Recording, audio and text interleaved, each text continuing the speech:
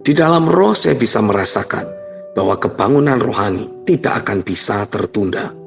Jendela kesempatan memang semakin sempit, tetapi roh menegaskan bahwa ini waktunya untuk berlari semakin kuat dan kencang.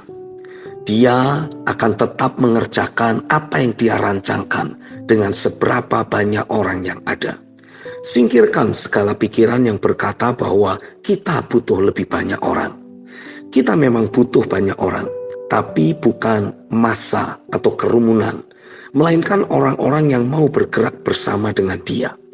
Orang-orang tersebutlah yang akan Tuhan pakai untuk terus menggulirkan dan berjalan dalam kegerakan. Ingatlah, peperangan kita bukan melawan darah dan daging. Itu sebabnya kita membutuhkan gaya hidup yang berbeda, yaitu gaya hidup membaca, merenungkan, mendoakan firman, dan melakukan apa yang Tuhan katakan. Saat kita terus dibentuk oleh pekerjaan roh dan firman, maka otomatis kita akan menjadi para pahlawan iman. Di mana satu orang di antara kita akan dapat memberi dampak pada satu kota.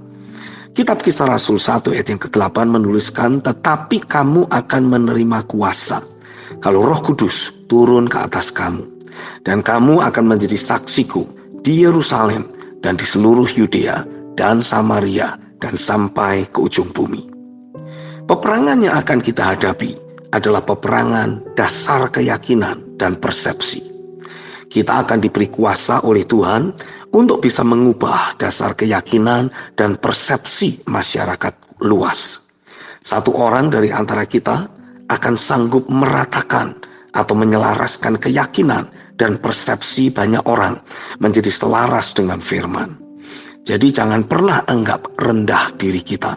Dari mulut kita akan keluar perkataan yang akan menelan segala bentuk maut dalam kemenangan. Injil Yohanes pasal 14 ayat 23-26 menulis, jawab Yesus, jika seorang mengasihi aku, ia akan menuruti firman-Ku, dan Bapa-Ku akan mengasihi dia, dan kami akan datang kepadanya dan diam bersama-sama dengan dia. Barang siapa tidak mengasihi aku, ia tidak menuruti firman-Ku. Dan firman yang kamu dengar itu bukanlah daripadaku, melainkan dari Bapa yang mengutus aku.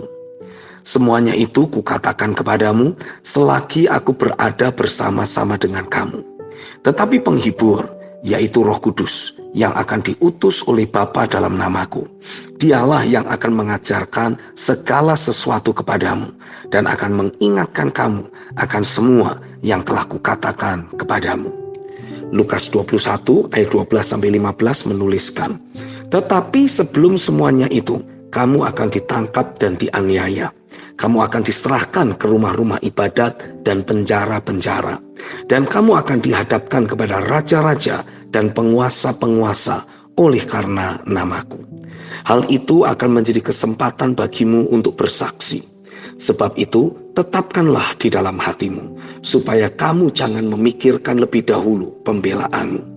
Sebab aku sendiri akan memberikan kepadamu kata-kata hikmat, sehingga kamu tidak dapat ditentang atau dibantah lawan-lawanmu. Roh menegaskan dalam batin saya, bersiaplah untuk menghadapi banyak benturan dengan tembok-tembok keangkuhan manusia. Tapi jangan takut, sebab Roh akan memberi perkataan untuk merobohkan itu semua. Bagian kita saat ini adalah terus baca firman dan doakan, dan gali lebih dalam. Hiduplah dari setiap firman yang keluar dari mulut Allah. Tuhan sedang membangun strong conviction dalam diri kita. Dalam Injil Yohanes 6 ayat 63 dituliskan, rohlah yang memberi hidup, daging sama sekali tidak berguna. Perkataan-perkataan yang kukatakan kepadamu adalah roh dan hidup.